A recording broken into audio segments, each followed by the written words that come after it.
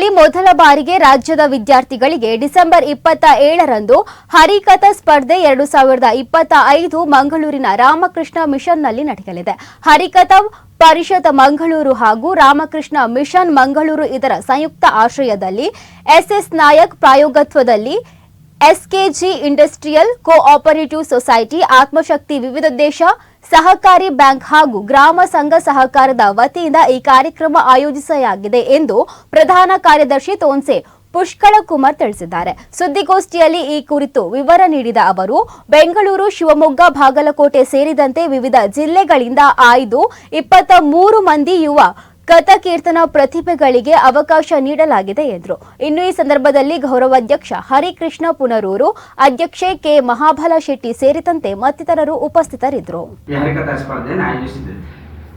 ಕಳೆದ ವರ್ಷ ಅಂದರೆ ದಕ್ಷಿಣ ಕನ್ನಡ ಮತ್ತು ಉಡುಪಿ, ಕಾಸರಗೋಡು ಜಿಲ್ಲೆಗಳಿಗೆ ಸೀಮಿತವಾಗಿರಿಸಿದ್ದನ್ನು ನಾವು ಈ ಸ್ಪರ್ಧೆಯನ್ನು ಈ ವರ್ಷ ರಾಮಕೃಷ್ಣ ಮಠದ ಸಹಕಾರದೊಂದಿಗೆ ರಾಜ್ಯ ಮಟ್ಟಕ್ಕೆ ನಾವು ವಿಸ್ತರಿಸಿದ್ದೇವೆ.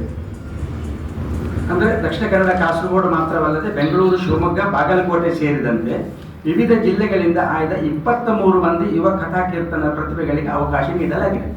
ಇದು ತುಂಬ ಬಂದಿದೆ ನಮಗೆ. ಅದರಲ್ಲಿ ಅವರ ಆಡಿಯೋ ವಿಡಿಯೋವನ್ನು ನಾವು ಪರಿಶೀಲನೆ ನಡೆಸಿ ನಾವು ಸಾಧಾರಣ 50ಕ್ಕೂ ಮಿಕ್ಕಿ ಬಂದದರಲ್ಲಿ ಇದನ್ನು ಆಯ್ಕೆ ಮಾಡಿದ್ದೇವೆ. ಯಾಕಂದರೆ ಒಂದು ಕ್ವಾಲಿಟಿ ಇರಬೇಕೆಂಬ ದೃಷ್ಟಿಯಲ್ಲಿ ಇಷ್ಟು ಬಹಳ ಸಂತೋಷದ ವಿಷಯ ಇದೆ. ಯಾಕಂತ ಹೇಳಿದ್ರೆ ಈ ಒಂದು ಕಲೆಗಳಿಗೆ, ಸಂಗೀತ ನೃತ್ಯಗಳಿಗೆ ಇದ್ದಷ್ಟು ಒಂದು ಮುತುವರ್ಜಿ ಮತ್ತು ಕುತೂಹಲ ಇಲ್ಲ. ಆ ದೃಷ್ಟಿಯಲ್ಲಿ ಹೇಳ್ತಾ ಇದ್ದೇನೆ, ಬಹಳ ತುಂಬ ಸಂತೋಷದ ವಿಚಾರ. ಈ ಕಲೆಯಲ್ಲಿ ಇಂತಹ ಸ್ಪರ್ಧೆ ಇಟ್ಟಾಗ ಮಕ್ಕಳಿಗೆ ಅದರಲ್ಲಿ ಒಂದು ಆಸಕ್ತಿ ಬರ್ತದೆ ಎಂಬ ದೃಷ್ಟಿಯಲ್ಲಿ ನಾವು ಇದನ್ನು ಮಾಡಿದ್ದೇವೆ. ಅಂದರೆ 10ನೇ ತರಗತಿ ಮೇಲ್ಪಟ್ಟ ವಿದ್ಯಾರ್ಥಿಗಳು ಹಿರಿಯರ ವಿಭಾಗದಲ್ಲಿ ಭಾಗವಹಿಸ್ತಾರೆ.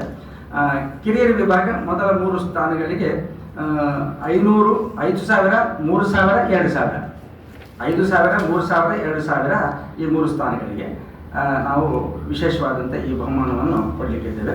ಹಾಗೆ ನಗದು ಬಹುಮಾನ, ಪ್ರಶಸ್ತಿ, ಫಲಕ ಇತ್ಯಾದಿಗಳನ್ನು ನೀಡಲಿಕ್ಕಿದ್ದೇವೆ.